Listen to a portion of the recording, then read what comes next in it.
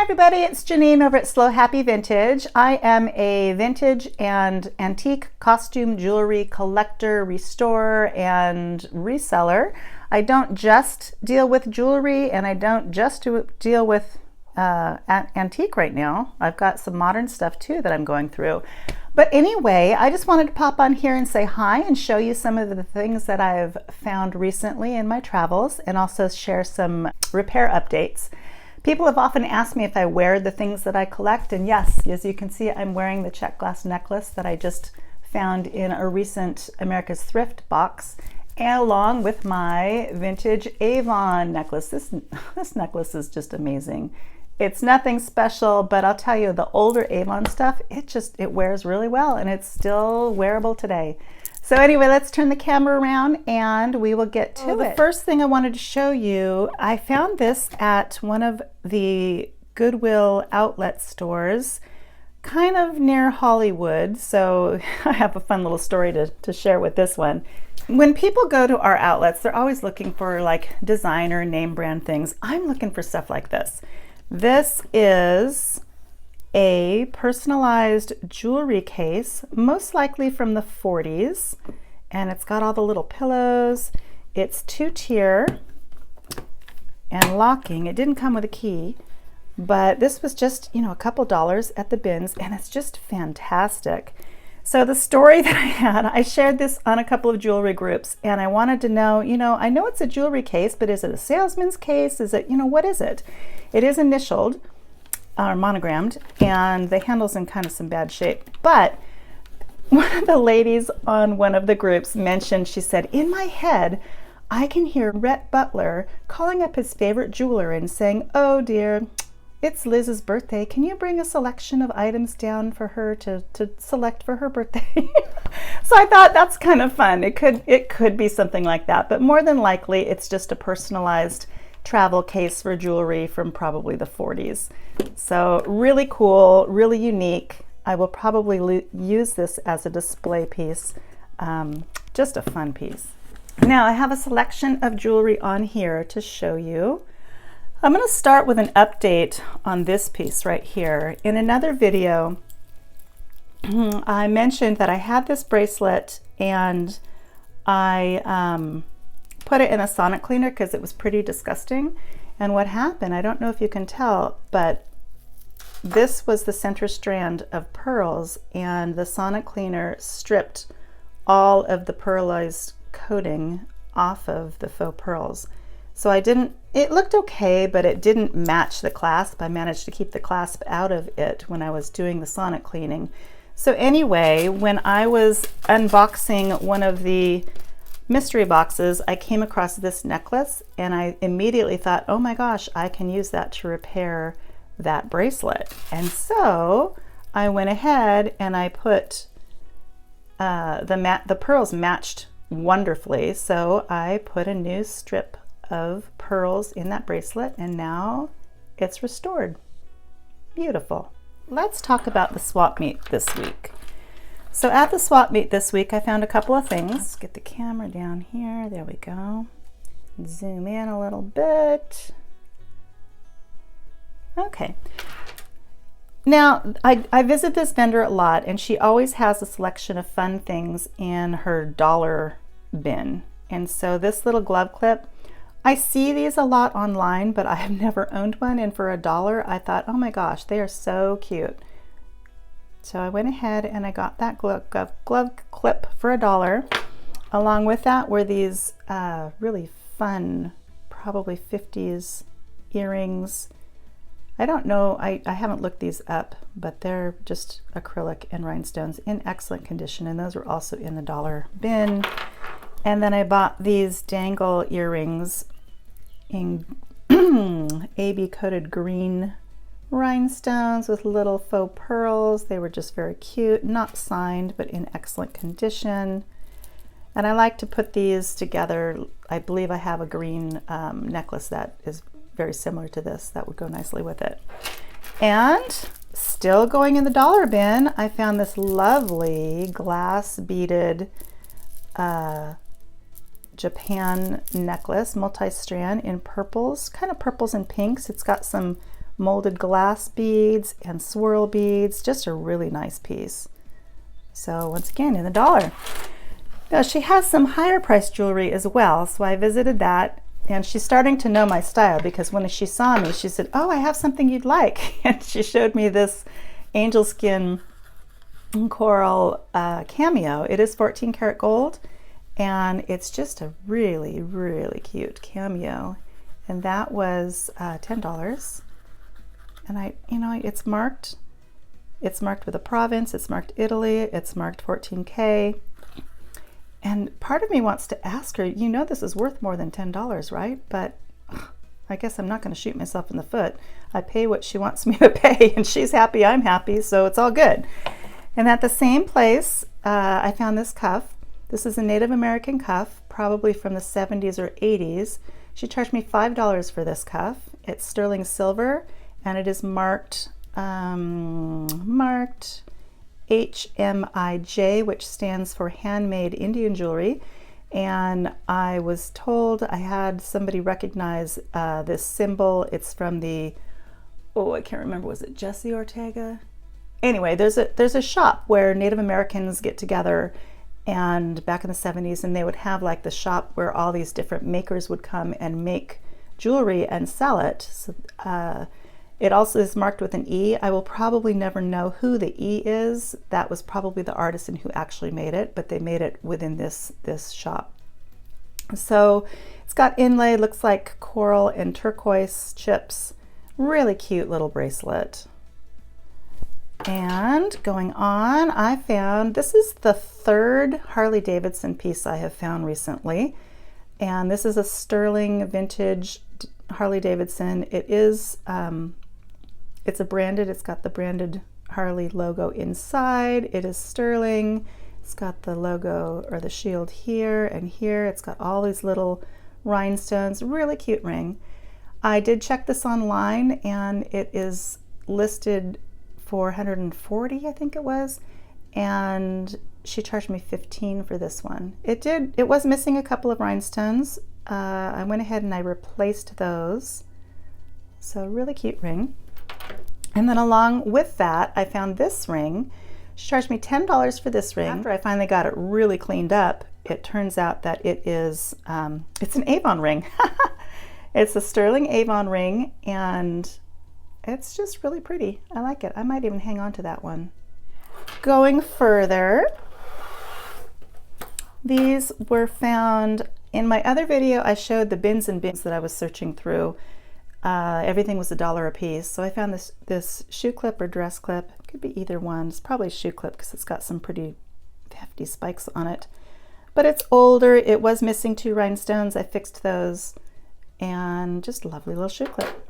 And then this one is an Avon again, amethyst glass and pearls. It was in such lovely condition. I just thought, you know what, I'll put that on a chain and it will be a beautiful piece. And then those were both $1 each. This one was $3. Cute little bar pin with a C clasp. I'm guessing 30s. Like I said, I am not great at gauging time periods, so if anybody wants to help shed light on some of that, that would be fantastic. Really cute bar pin. And at the same shop, I found, this is a 1928, oops, not in the camera. Let's zoom out a little bit. This is a 1928 necklace. It is kind of reminiscent of a delicate mourning necklace from like the 20s. Of course, it's not from the 20s, it's from probably the 80s. But this was $4, and I've always liked 1928 jewelry, so I usually pick that up when it's relatively inexpensive.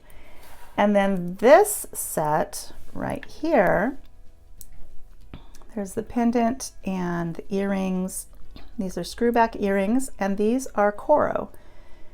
These are, this set was $12, and I love pink. I love the romantic nature of these. Casey over at Alla's Vintage Market said that she finds these occasionally and in so many different colors. And apparently it turns out that these were made kind of as birthstone collections.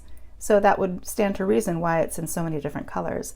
But just look how beautiful it is. It's in excellent conditions, not missing anything, hardly has any wear.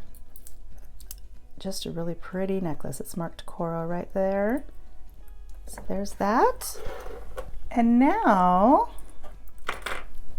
coming on to these, zoom out a little bit. This cuff right here, I'm going to come back to because I need to look up some information that I'm not going to remember off the top of my head. But going on, this was $3, and it's got little daisy rhinestones in pink and clear rhinestones. Got a fold over clasp. This will be for sale soon. And then I've got a lucite clamper bracelet. I believe these are from the 50s and very well constructed. It was missing some rhinestones, so I went ahead and I replaced those. Just a beautiful, beautiful piece. This is the second operculum bracelet I have found. This one is older than my other one. And these shells, this is a shell, it's called operculum. It's not silver, it's usually made out of German silver, which is not true silver, but it does have a little hook clasp and it's in fabulous condition. Really fun little bracelet. This was $12. And then these little earrings, look how sweet these are. These are Austrian made, they're signed Austria, and they are little clip earrings with a bouquet of little flowers. The enameling is in excellent condition. Clip back, it's signed Austria somewhere. Where are you signed? I know I saw it and I know it was very, very faint. Oh, right down in there. It's signed Austria. Cute. Those were $2. And then here are some Juliana earrings. These were in the $12 bin, and they are like a green satin glass with kind of smoky gray rhinestones. People oftentimes will say, well, how do you know it's Juliana? And a lot of times you don't. You have to go onto the Juliana website and really look at the construction of the piece. This one, thankfully, was easy to tell because it's got the classic figure 8 puddling all around these rhinestones. Not all Juliana pieces are going to have this figure 8 puddling. It is dependent upon the types of stones that are next to each other. Like these two do not have puddling, these kinds don't, but when you have these two together, that size, that shape, there will typically be that figure 8 puddling. And that is one of the telltale signs. I don't believe any other company was able to replicate the puddling the way Juliana or D&E did. So those are beautiful, beautiful pieces, excellent condition. And moving on, this is from the same store. This one doesn't even have a clasp, but it's really lovely. It cleaned up so well. It's got little glass beads here, and then the dangle, and then this long, beautiful glass necklace. And I'm not sure, was this one marked? This one, oh, this one is actually Korea. It's got kind of nubby texture on the glass. Very unusual. So those were $3. And moving to the last batch that I have to show you. This was a $3 piece. Lovely. Absolutely. I found that a lot of thrift stores are raising their prices. I actually found these at an antique store. The antique stores seem to be more reasonable than the thrift stores these days, which I think the antique stores are a little bit more realistic in their pricing, at least around here they are. Some are, some aren't. And then this one, this black and white one, is all glass, milk glass and black glass.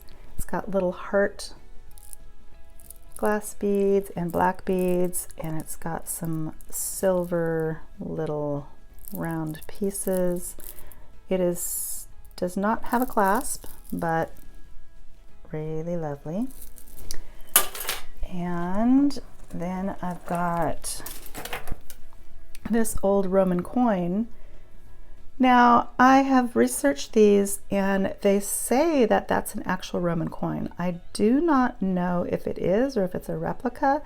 I feel like it's probably a reproduction simply because of the way it's made, but I'm not going to discount that, you know, some of these companies may or may not have used real coins in their remanufacturing of pieces.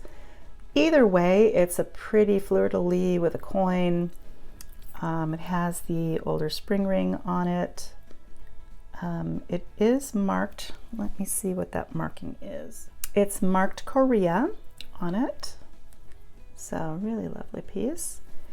And then this one here is an older Monet dangle fringe tassel with like a checkerboard laser cut sort of piece. Classic Monet, nice ring. I'm not sure what you call this ring. It's like a lobster, but it's that older style. If anybody knows in the comments what you call this type of closure, I would appreciate it. It's like a claw, but I'm not sure what it is. So that one was also $3. And then the last one here was this one. This was also $3, but it was in various stages of disrepair. So this is a piece that I saved. It was missing the pearls here. It actually had one or two, I can't remember, one or two pearls in there, and they were in very, very sad shape. So I went ahead and I yanked those out and I put these pearls on there. And then the thing about this is that it had a chain that did not match it. So this is all silver tone and it's got little flowers where some of the weld or solder joints go together. So if anybody knows who this maker is with these little flowers on the solder joints, please let me know in the comments. It's got